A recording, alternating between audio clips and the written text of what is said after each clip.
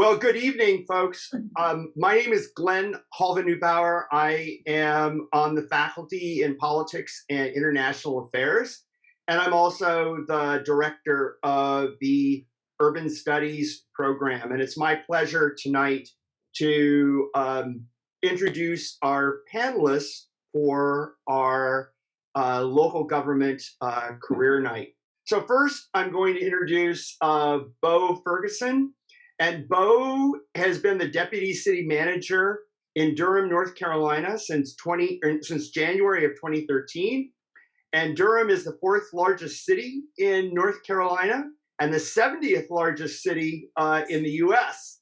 And over his 9 years in Durham, he has supervised a variety of occupational and public safety departments.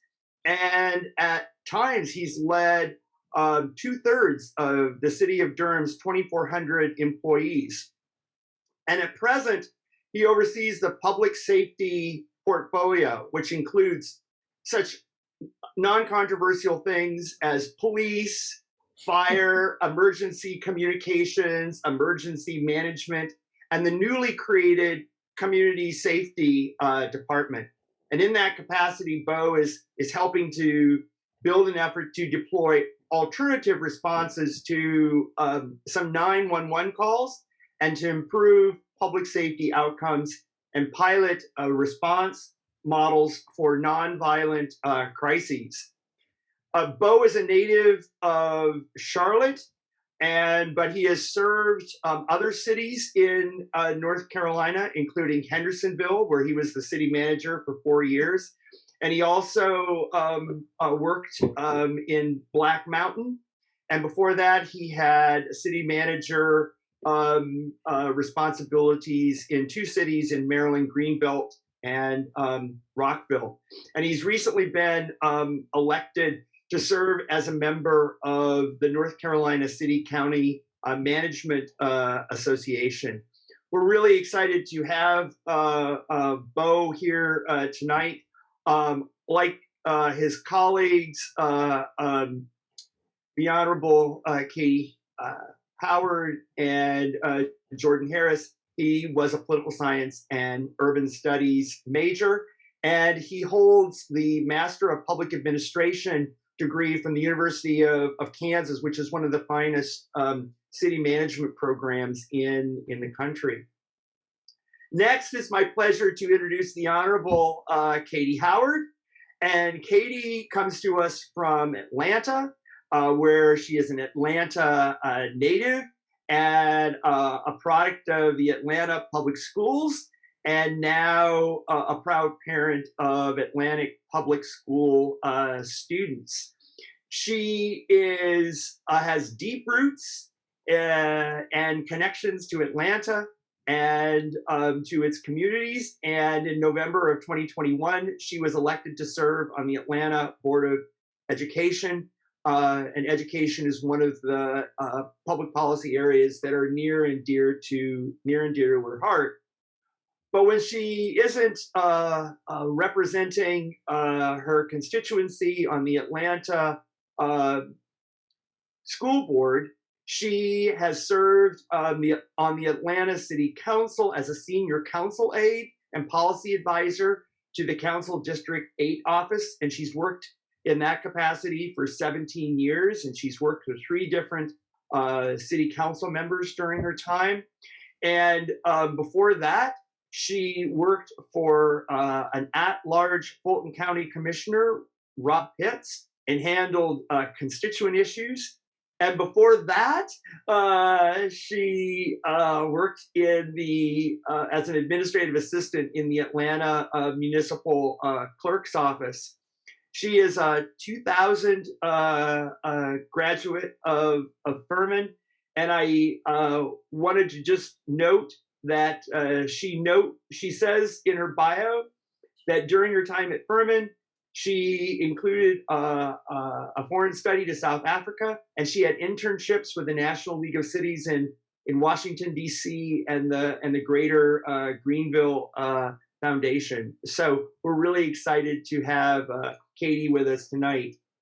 And then finally we have Jordan Harris, and Jordan is a 2021 graduate. So he's at the beginning of his career rather than at the midpoint like Bo and Katie. But he is also from Atlanta, also a major in urban studies and politics, international affairs. And he also completed a minor in poverty studies. Jordan was a distinguished member of the Paladin football team, and he also worked in the athletics department during his time at Furman. And perhaps the most important thing for tonight's audience is that he completed an internship in planning and development at the city of Greenville.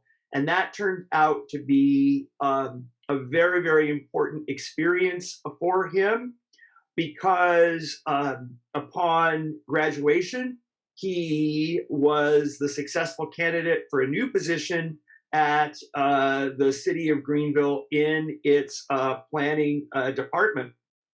And now, very early in his career, he is working on such important issues as occupancy permitting, low-scale land use projects, zoning verification, residential zoning reviews, and other administrative tasks.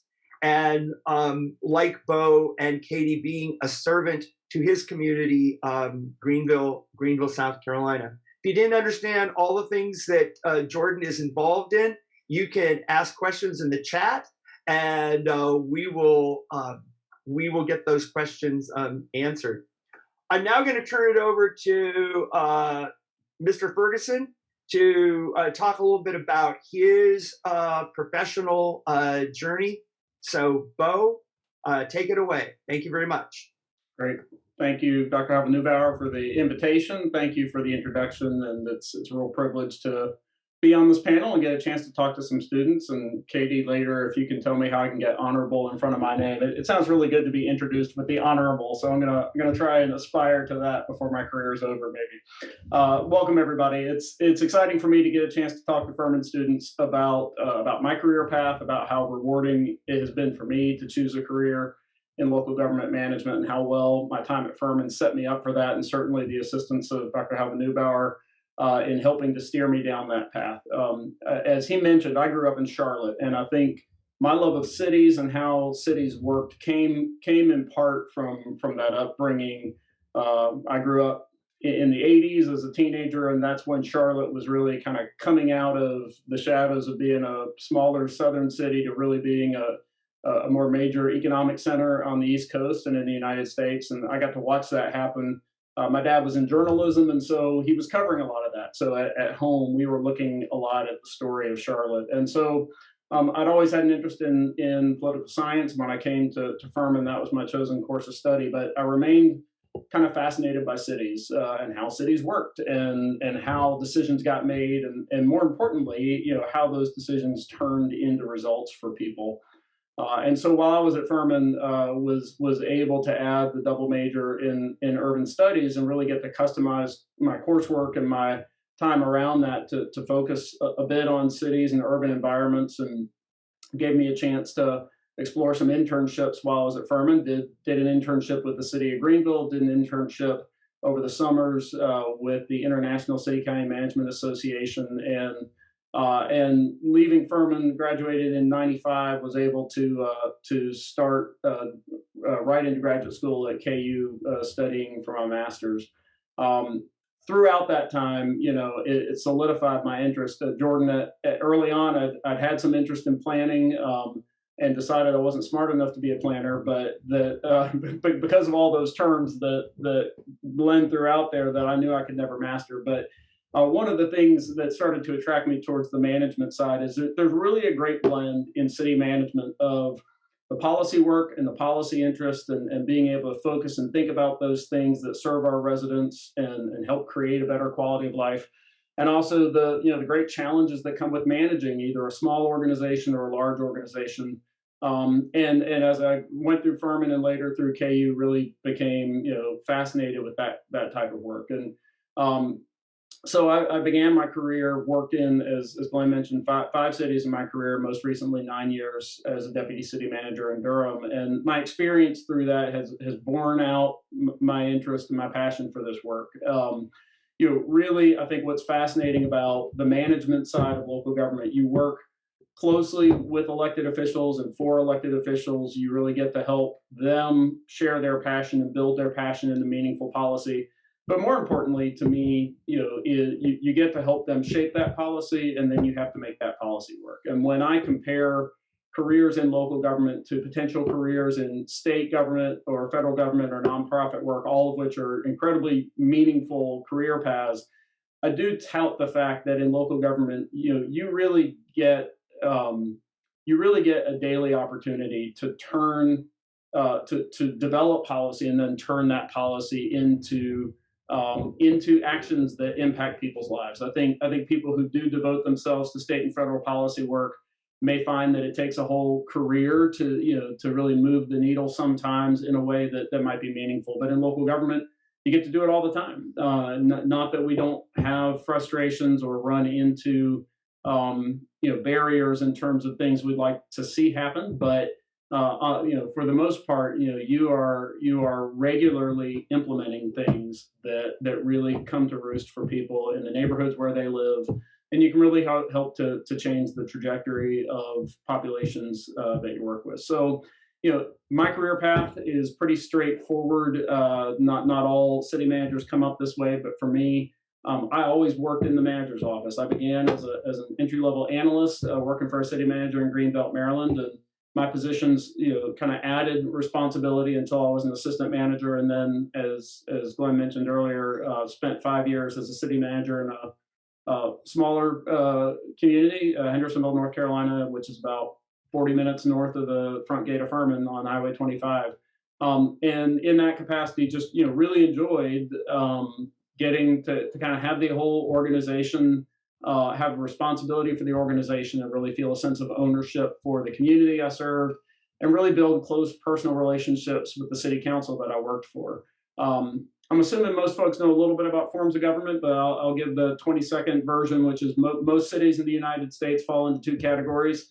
A strong mayor form of government like Atlanta, where Katie works, or a council manager form of government, which are all the communities where I've served. And in that form of government, the city council, including the mayor, really serves kind of like a board of directors of a company. They set policy, they set the direction. They are the ones who are elected and own the responsibility of bringing their direction to the government. But they hire a professional city manager, which is not a partisan position and not a political appointee, but really hired because of their professional responsibilities. And that person is then the chief executive of the organization. They hire and fire in the organization. They're responsible for making policy recommendations to the council, help the council achieve their policy objectives, and then held accountable for how those policies are carried out. After my time in Hendersonville in that role, I missed a little bit of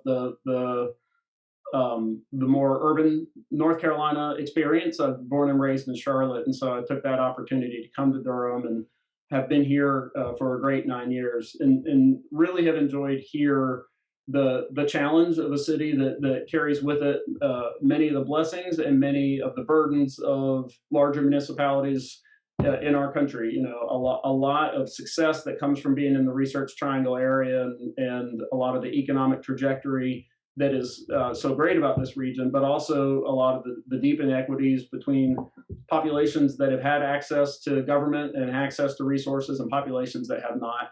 Durham has its own story, like a lot of cities in our country, of urban renewal in the 60s that sort of cleaved some neighborhoods from their economic stability, and we're like many communities now focused on how do we bring more equity to the table? How do we better serve populations that traditionally haven't been served? And I'll bring that back to I think some of the really deep and satisfying and challenging work that you can do in local government and in cities, and that's that so many of the issues that we struggle with as a country, as a nation, or we struggle with in our states.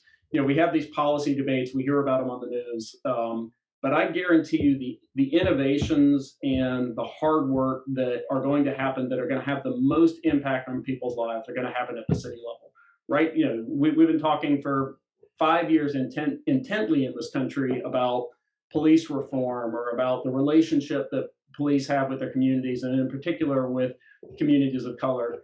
And you hear the national debate, and you hear our state legislatures talk about it, but cities are doing the work. In Durham, we have been deeply engaged in how do we bring a different training mindset, a recruiting mindset to our police department. How do we make better connections with our community? We've got pilot programs along those paths, and then a responsibility that I was handed last year was to develop a new department that brings alternative response to certain 911 calls, because our community has told us, even when we trust the police for certain types of responsibilities, and we do, there are other types of responses that don't need a police officer, that we really need a clinician, we need a community paramedic. And so we're standing up response teams to be able to serve those calls. And that type of work, the ability to innovate quickly, the ability to put solutions on the street, is something that I think is unique to local governments in our country, just because we're able to be that nimble, and we're able to move that quickly on the agendas of our elected officials. I think I'll close this part by saying, the final part that has really been gratifying for me, and is that I think the experience working with local elected officials is a drastically different experience than becoming a state or federal official, or working closely with state or federal officials. And it's not about people's character. It's certainly not about their ability, but I do find that the nature of a city council tends to create just a more collaborative policy environment, a more collaborative discussion about how decisions get made. I've worked at this point in my career, over 100 different elected officials, and they span the political spectrum from progressive to conservative. But I've seen many conservative city council members vote for a tax hike because they knew it was necessary to provide increased services, and I've seen progressive city council members vote for business-friendly policies because they saw a need in the community that would be served by businesses. And that's kind of unheard of right now at the state and federal level, where we kind of demand this fealty in our party for people to always vote the party line. But you really don't see that nearly as much in local government, which, if your desires to see stuff get done is really rewarding and satisfying. So, I think for people who are at your stage in your college years and thinking about what you may want to do, I would just say that my experience has been in large part that while we face many, many challenges in local government, that the satisfaction of doing government work, I find to be very high in local government. So I'm going to pause my comments there, and happy to take questions at the end of this when we circle back, but I'm going to hand the mic back to Dr. Neubauer to go to another one of the panelists. Thank you. Thank you very much, Bo. And Katie, your honorableness, you're up next. Great. I think you've called me the honorable more than anyone has so far. This is great. Trying it out. I love it.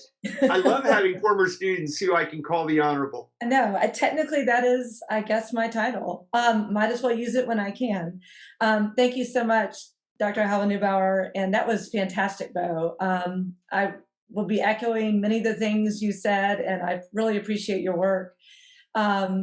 From a slightly different structure than we have at the City of Atlanta. So I am now doing two things with local government. And first, let me say thank you, of course, for including me tonight. I love being able to share my journey with to be fellow Furman grads, and you are at a special place to enjoy every moment and every opportunity that comes your way. So I am now an elected official with, as Dr. Halva-Neubauer said, with the Atlanta Board of Education. I was just elected in that role. And I've also been serving the City of Atlanta for the past almost 20 years now I'm on my 4th council member. I just started with a new council member for a different district, but I'll back up a little before I tell how I got there. I love it that Bo touched on what really instilled his love of cities. And for me, it was growing up in town Atlanta, starting schools in APS in the 80s and being in high school in the 90s. I'm a child of hip hop. I love the culture and energy of Atlanta as a majority Black city with majority Black leadership and government, and our school system. I went to a very diverse high school at that time, in the heart of the city, 70% Black, 70% qualified for free and reduced lunch, Title I school, and it had amazing energy and kids from middle to upper income, primarily white neighborhoods, and kids from the surrounding housing projects at that time. This is pre-Olympics in Atlanta, so very different. And I was so fortunate to have that experience growing up in the city and going to school with a cross-section of kids, which made me love cities, and also appreciate the richness and diversity of cities, and the issues that present themselves in cities. I saw also the inequities that faced and kids dealt with in our schools, who was getting the best education and who was not, which really instilled why I ran for the Board of Education today. Had that awesome experience in high school and then went to Furman, which is culturally very different for me, but I had an incredible experience at Furman. And I took advantage of foreign study. I tell every student who can take advantage of foreign study. It'll broaden your perspective. Certainly going to South Africa did. And then I also took advantage of every opportunity that Dr. Halva-Neubauer connected me with an internship with the Greater Greenville Foundation, and then also with the National League of Cities in DC, which was fabulous because I got to go up on the Hill and join lobbyists and just experience DC. And also learn about cities throughout the nation, which were very different than Atlanta, from more rural cities to obviously even more urban areas like Chicago or New York. But I did figure out when I was up there, I did apply for a job because I was graduating at that time. And although I love the energy of DC, I realized that, with all due respect for people in Congress who do incredible things for their constituencies and are definitely connected, it is a bigger world with more money that has to be raised to even stay in the office. You're not as directly connected with your constituency. You visit them and you meet with them, but it's the federal level. It's a bigger pool. So, and I also realized that you don't make any money on Capitol Hill, and I needed to come home and get a job and pay off my school debt. So I came back to Atlanta and I got a job actually because I knew someone working at the city, and connections are key in building relationships, so never forget that. And I did meet with people who were doing jobs I was interested in, but in the end, I landed with the Office of the Municipal Clerk, which is basically the library of all legislative items at the city, and they support council and run the council meetings. It wasn't my dream job, but it got me in the door, and I learned so much and met so many people, so many elected officials, and built connections and knowledge. I took all the votes at the city council meetings, and at that time, Bill Campbell was in office, so I also got to see the FBI come in and do a little investigating. So I had a lot of fun. That's my secret. That I'm sharing tonight. But yeah, it was an interesting time in Atlanta. And because I knew the city council president at the time, when he moved over to Fulton County, I worked for him there, which is a government with a county manager. So I saw that system versus a strong mayor system that we have in Atlanta. No offense to Fulton County, but it was boring. So I came back to the city of Atlanta, and for me it was, and I can touch on that later if people have questions.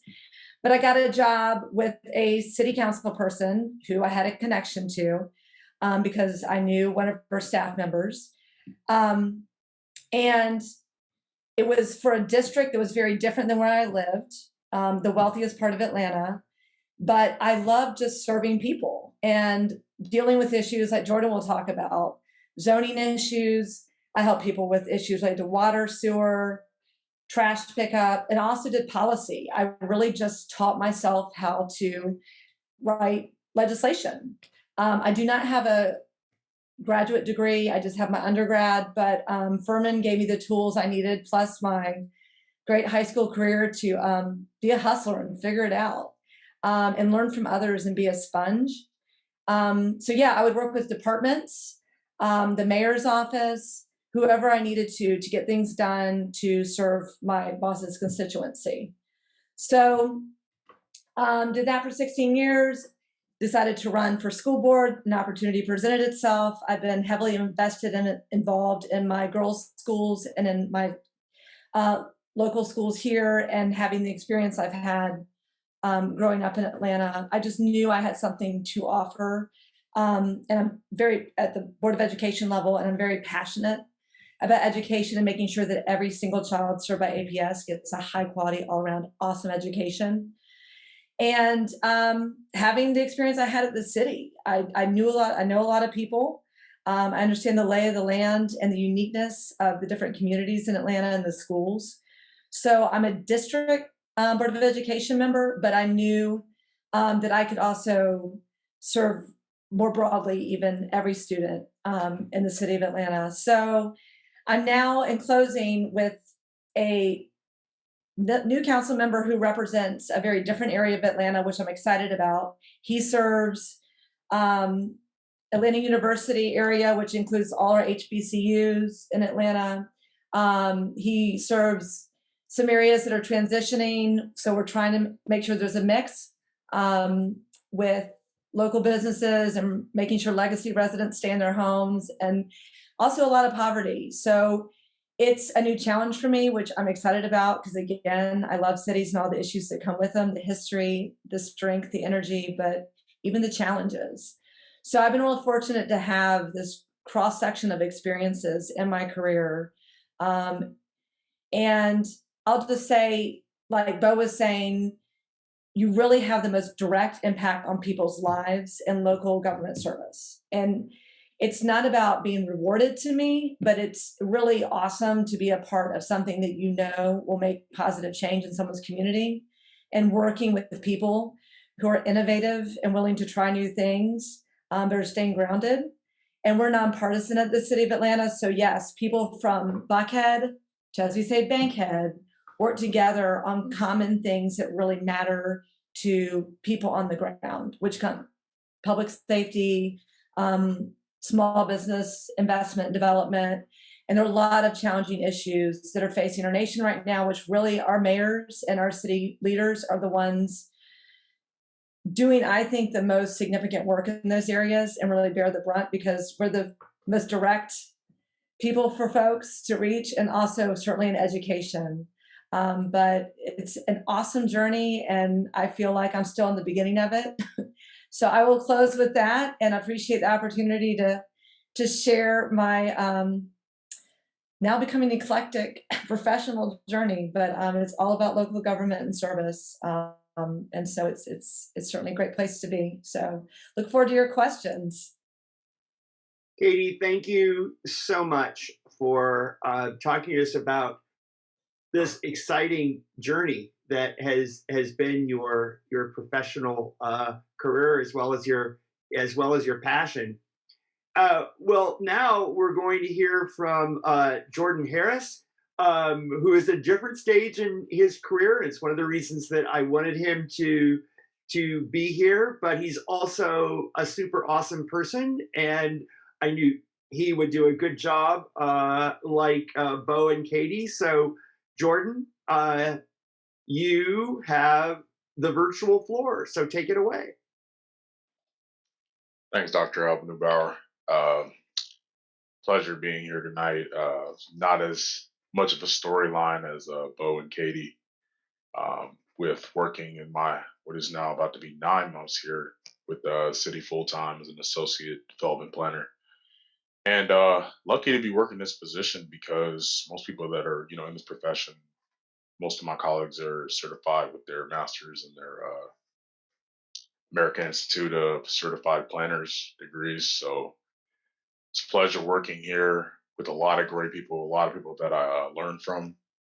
I was like a lot of people when they got to Furman, didn't really know exactly what I wanted to do knew I had interest, knew I was into politics, knew I was into sort of the structure and how things are organized and what gets voted on and affecting people's lives long term and also, in the immediate. But I didn't really know exactly what would stoke my interest. It's interesting because my granddad is the first Black graduate of the city and regional planning program at Georgia Tech in 1970.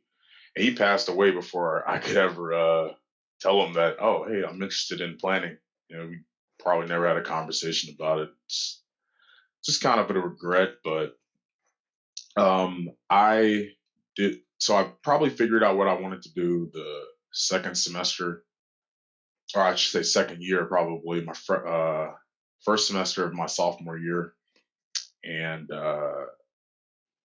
realized that the urban studies program was something that was probably calling my name, and Dr. Halva-Neubauer really helped me out in trying to figure out a path that would be most suitable along with the politics and international affairs major. Um, and kind of went from there. So I afterwards, you know, getting into the major tracks was always like something that I really wanted to do. Um, Ended up my favorite courses were urban politics, urban America, um, urban sustainability, even though that got cut short with the pandemic. But fast forward to 2019, so the first semester in the football season going into my senior year, and I'm like, I really want to work in City Hall or somewhere working in planning and sort of get the experience that I needed. And I remember being really, nervous and sending emails out to jurisdictions that were locally. So remember I sent emails to Greenville, Travelers Rest, Malden, Simpsonville, just the local jurisdictions in the upstate. And I didn't hear back from anybody except Greenville, just because the planning administrator at the time, who I look up to now as a mentor, Courtney Powell, she was working here as a senior development planner, and heard back from Jay Graham, who was our planning director. I believe Dr. Halva-Neubauer, you were Courtney's advisor back in 2008. Yep. So that was a real cool connection and kind of sort of blessing in disguise that I got the an email back and we just talked and we kept the connection going. And I was, hoping through the Malone Center that I could work as an intern there. Ended up serving that TFA credit course and working in the midst of a pandemic, working from Atlanta in my kitchen every day as an intern for the City of Greenville Planning and Development Department, and really getting to understand kind of how hectic city government could be. At the time, we had only 4 employees, so in the department, which is very strange. We had in between jobs, it was hard to hire people. People were moving on. So I actually had a lot of responsibilities at the time that normally an intern wouldn't have, and didn't, tried not to blink, just tried to learn as much as I could, and completed.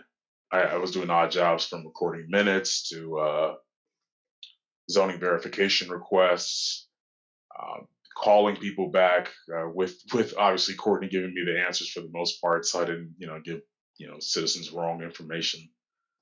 Uh, and as soon as I had to go back because we ended up having our football season in the spring that semester, realized I was on my 3rd surgery and didn't want to play football anymore. Needed to find out what I wanted to do, and I've maintained that relationship with Courtney and Jay Graham, who are great. And I was lucky enough to have them sort of create a position in which somebody from undergraduate with only an undergraduate degree could come in and pretty much handle stuff on the immediate planning and zoning side of things here at the department. Uh, so that takes us to my title, which is I am a associate development planner with the city of Greenville. And I look at my green sheet in my my computer and I write down try to responsibilities that I try to, make sure that I stay on top of, and they grow and they grow, and they're really odd jobs, but the the great thing about it is how much it affects, the people that I'm around in the immediate and also in the long term due to, the decisions that you make set precedents. And then living in the city, you live with those precedents and you live with those, those things and those decisions that those, what am I trying to say, what you decide on. Uh, you realize that you have to live with it. You need to be sort of succinct in why you make decisions and understanding and balancing, minute details while keeping the bigger picture in mind. Uh, whether it's, reviewing an occupancy and trying to see if there's a continuous use that's compatible with neighboring surroundings, or whether it's, setting a precedent and, approving a minor subdivision that, could harm the, compatibility of existing neighborhoods, which, and also even today, I had to speak with a developer and explain sort of why, hey, this is a special emphasis neighborhood and it's inappropriate for a 25-foot home with 2 stories to be in a neighborhood where, you're going to price people that are existing out of their homes long term. And these are decisions that, you carry a lot of responsibility with. I'm learning as I go. At times, I've made mistakes with certain residential permit applications here and there. Nothing too major, thankfully. But you live, you learn. You make sure that you sort of remind yourself why you get up every day and try to be the best. I try to be the best planner that I could be, because the people that come in and speak on Thursdays at our commissions and our board meeting that live in the public, they speak on the troubles that they see in their city, and you realize that your decisions and how you think about things and what you write, in these review comments and what you decide on impacts their lives in the immediate. And it's a driving factor in why I, really love working in this profession. Um, yeah, my story is really short. It's been 9 months. It's been a, you know, eventful 9 months, I'd say. It's actually because Courtney and Jay both have moved on. Jay is retired and Courtney is taking a job up to DC. So now, it's kind of on us 7 staff members to, pick up the responsibilities and not miss a beat as, permit numbers pile up. And it's important that I try to pick up as many responsibilities and continue to learn. One thing I love about my job description is, it's written in there, making sure that, I continue to learn, and I'm reading articles about, my profession, whether it's land use regulations, exclusionary zoning, to, transit oriented development versus development oriented transit, that debate. And I really enjoy reading about those topics, in my off time, obviously not on, taxpayer time, but reading about those topics and trying to sharpen my tools and making sure that I am as well equipped to make decisions that impact people in the immediate, and it's like Bo said, the trajectory of people and what your work is about is such a driving force, and like, why I really love working in local government. I probably see myself doing this in the long term while doing some other things here and there, but you know, there's so much to focus on, like, policy at the federal and national level, even at the state level. But if cities have fluid, policies that are able to address issues in the immediate, while still being fluid enough to address things in the long term, uh, you realize that local governments are the backbone of this country. So, I'm extremely lucky to be in this position. Looking to answer any questions if anybody has any.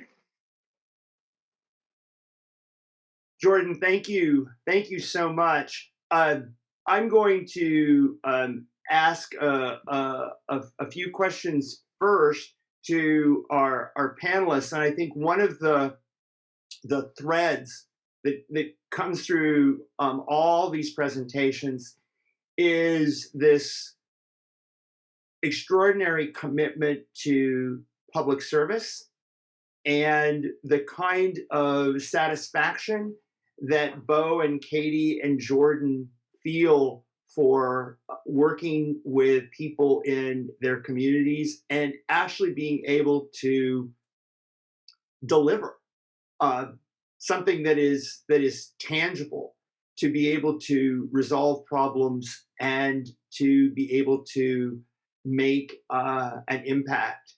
And I think that is a very typical kind of response for folks who work in local government, that they see this kind of work as being particularly meaningful and consistent with a public service ethic. But another thing on a sort of a practical level is I'd like all the panelists to sort of reiterate something about the importance of networking and how networking is how important it was in the trajectory of your career. So Bo, I would start with you, and then we'll go to Katie, and then end with Jordan. Sure, thank you. You know, I think I was reflecting on that as Katie was talking. So many of my opportunities, especially early on, came from networks. And I think a lot of times when people hear networking, they think of something a little sleazy, or they think of something really practiced and careful. And, you know, I'm going to really be aggressive about trying to get my name out there. And to me, that's not the meaning. I think for me, you know, the networking that worked was just showing enthusiasm and showing curiosity about how my profession worked. And, you know, and when I had the opportunity to, you know, maybe not be too inside myself, to put myself out there at a conference or at a professional event and introduce myself, you find that, you know, people who love what they do love to talk to young people, love to talk to students about that work. And so I took those opportunities to build some relationships. I also chose a graduate school that focused very closely. It's an MPA program, but it focused very carefully on public management, local government management. And because of that, the network from that graduate school was very helpful for me in this profession, because KU had sort of a national reach, and city managers and county managers who work across the country. And so as we were coming out of that program looking for our first jobs, we were, we had this network we could contact, say, hey, I'd like to work in this part of the country. And almost immediately there were graduates of the program who we could connect with. So that's, you know, I think networks like Furman, networks like a graduate program, you know, Katie mentioned the value of internships. That was a huge one for me. I did an internship with the International City County Management Association. So that also let me connect with a number of people who do this work. And just, you know, hanging on to those friendships and, you know, hitting people up every now and then to see how they're doing. And then, you know,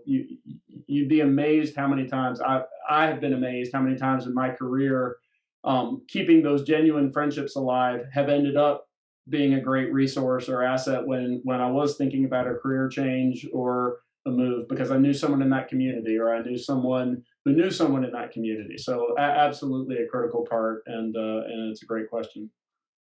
Thanks, Bo. Katie. Yeah, 100%. I mean, if you're in political science, it's about relationships. And like Bo said, it's not like a sleazy, you know, backroom deal kind of thing. It's about people. I mean, people are like, oh, politics. I'm like, politics are awesome. It's about getting good things done with people and working with people. And clearly I like people. And it's helped me out a lot, but it's also being able to connect with people who are different from you, and putting yourself out there. And the service piece certainly has required that of me. And then building relationships, I've had to reach out to people in different positions to just learn and understand what I needed to know in my job. And maintaining those relationships certainly helped me move into other positions. Don't ever be afraid also to ask someone who does a job you think would be interesting to sit down and have coffee with you, and pay for their coffee. But people love to talk about themselves and what they've done. They love it when people ask, typically. And you can learn about a lot about what you may or may not want to do in the future just by, asking someone who does a job you might be interested in, what they do and how they got there. I did a lot of that when I graduated. I reached out to a cross section of people, and I also figured out that, no offense to a planner, Jordan's an awesome planner, but I was like, that's not really where the best fit for me. But I talked with a lot of planners because I was so interested in city government. But at the end of the day, relationship building has got me my jobs, especially working for elected officials. You don't put your name out there in a pool of resumes. It is about who you know. But again, it just strengthens your ability to do the work, to put yourself out there and just connect with people, and certainly use every resource you have. Furman has an incredible alumni system. And then when I did my internships, just working with professionals, adults, and I was a student, I just was a sponge around them, and maintain those relationships to certainly help in the future. And I've been able to pay it back by hiring someone who graduated from Furman, because I reached out to Dr. Halva-Neubauer and asked him for someone who might be interested in working for the council member I was working for at that time. So yes, relationships are key, and putting yourself out there and asking questions of people, and certainly maintaining those, because you could help that person out too, but it certainly made a difference in my career for sure. Excellent. Thank you, Katie.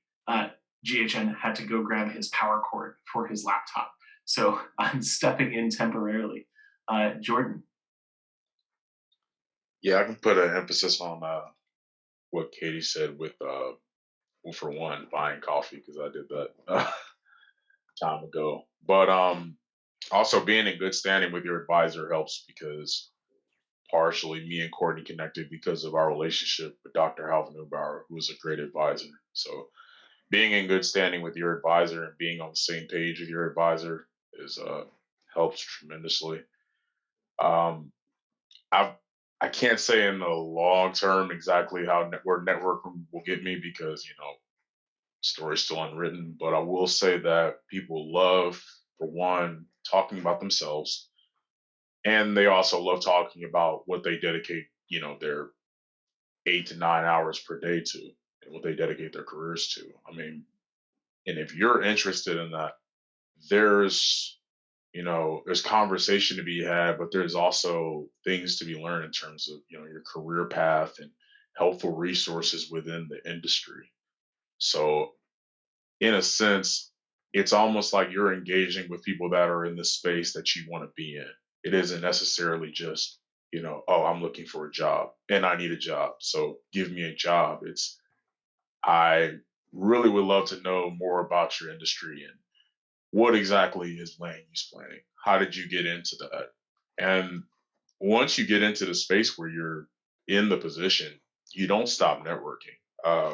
I'm sad because Jay and Courtney were great mentors and they left, but I just think about 2 weeks ago, or Courtney's last week here, we set aside some time, in between the workday to talk about historic preservation, because it was something that I'm interested in, and that's something that she's that's pretty much her central facet of planning that she's focused on. She was an art major also at Furman, the well-roundedness of Furman Paladins. But the networking doesn't stop. You still learn from the people that are more experienced in your space and the people that you're working around, and you're still trying to set aside time to learn from them and continue to talk and share ideas. For me, there isn't many ideas that I can share, so I'm still that sponge. I'm still a student, honestly, fresh out of college, and I get joked about how young I am here. So, but I am a sponge, always asking questions, always in my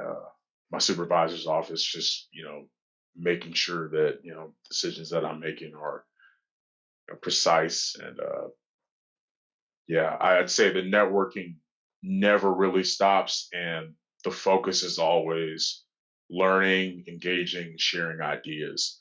And I would put that as a top priority above just, seeking employment.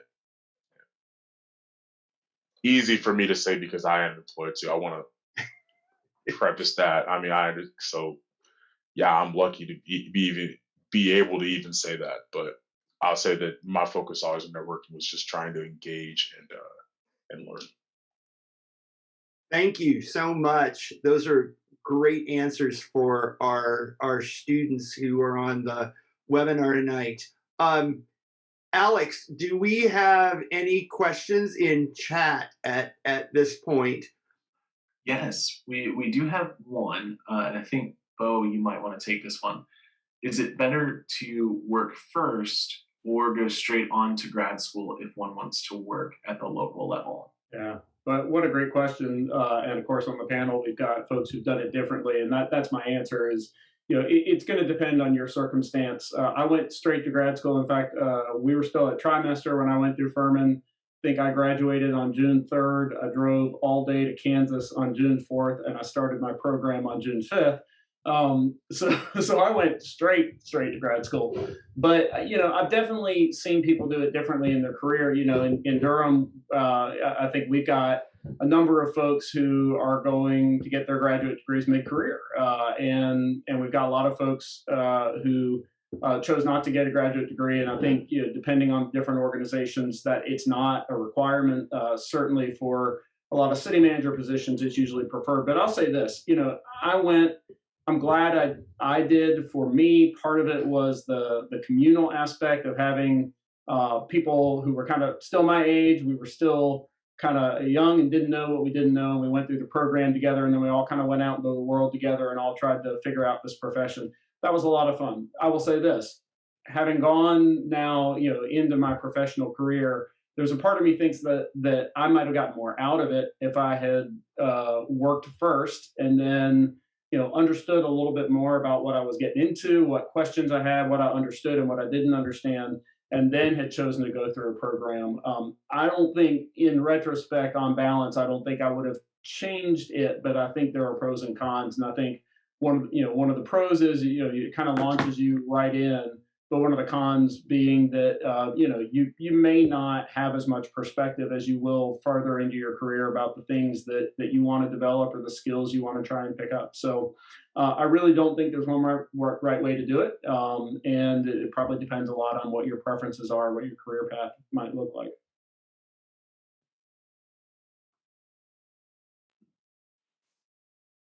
Katie, I think it might be interesting to have your take on this. Yeah. As well, since you took a different path than Bo. And I'll just say, Bo, I think we had these conversations when you were at Furman about whether you should go right away. And I think we may have struggled with the notion that KU was great, but were they going to take you fresh out of undergraduate school? And you were like, I want to go to graduate school now. Tell KU that I'm ready to come and I do not have to spend 5 years doing something else. And I was like, and I'm grateful. Thank you. I was like, okay, young man, let's do it. And we did. We pulled it off. Anyway, Katie, I'm sorry. No. I think that's great. That just highlights that Bo really wanted to go and it worked out. And there are different pathways you can choose. And I didn't know exactly what I wanted to do when I graduated from Furman. I, again, loved cities and politics. I got it well. But I knew I needed a job. So I networked and used my relationships and connections to get my foot in the door. And I think that's really important too. So I think if I'd gone to grad school, and I'm not saying that pigeonholes you into a certain path either, but I don't think I was ready to do an MPA or something along those lines. Like I wanted to be more boots on the ground right away and do the work. I was very excited about working. I love Furman, but I was kind of done with school for a minute. And I had done the internships, like in DC, I did it this spring that I graduated. So I was ready to be out there in the workforce. And I was so fortunate to get that job with the city, but again, it wasn't my dream job. But I was able to learn so much and then figure out what I wanted to do from there. So I could have still gone back to school, but everything just worked out in my life and lined up, getting married, having kids, and having the flexibility I did with my job at the city. But then also all that led to me running for the Board of Education. So that to me, there's my additional degree right there. But yeah, but you know, I thought about law school too during this time. I think, and that's one thing I will say for people looking at law school. I know I have no business giving this advice because I did not go to law school, but I think knowing people who have gone on to law school, they have really felt that the work experience was so valuable in advance of going for a lot of them, especially if you're looking at doing something in government, because I don't know. I think that boots on the ground experience is huge. And I also have people, I'll end by saying that are in their 50s who are going to grad school right now. So it is never too late. And they have been working for the city for almost 20 years, and they're going to Georgia State, and it's right there. So, you know, they're different, and it's going to be paid for. There are different ways to get there, but yeah, for my career, I think I've been fine without it, and financially too. Actually, for Bo's line of work, I mean, he's at a different structure than me. I hate to be this way, but I actually would not make more money in my position with a graduate degree. And I know that's disappointing for some people. It just depends on what you're going to do. But that might have been an incentive for me to go back to school. But in my current position, I actually would not have made more. So it was more based on experience for my pay. Just throwing that out there. Not that it's all about money. It's not. But I think it's great that Bo did go to grad school. It is obviously paid off in many ways. Well, I just think it's great that we have these different experiences, and I know that with Jordan we've had these conversations, and I know that we're going to continue to have them, and I'm glad he's close so that I can have these continuing conversations. Alex, I don't know if there are any more questions, but I know we're close to time, and the Malone Center has certain things that it wants to say. I just want to tell you, Alex, that you are an ace for a partner. Love working with the Malone Center. Love working with you.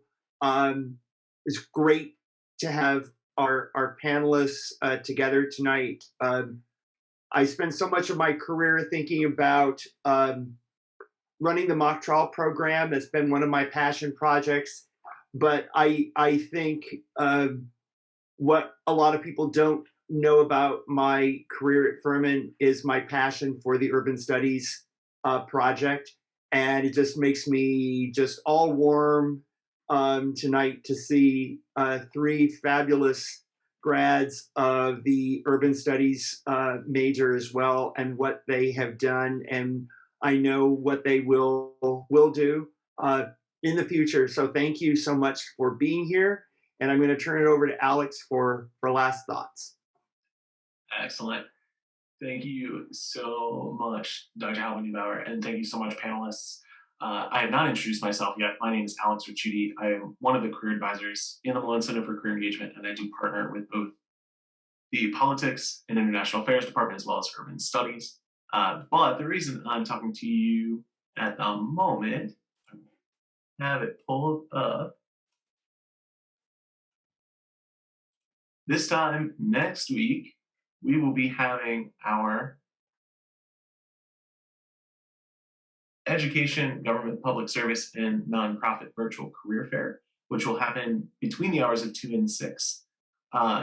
This is an online fair where you can choose to meet with one of the 41 employers that have decided Furman students are the students for them.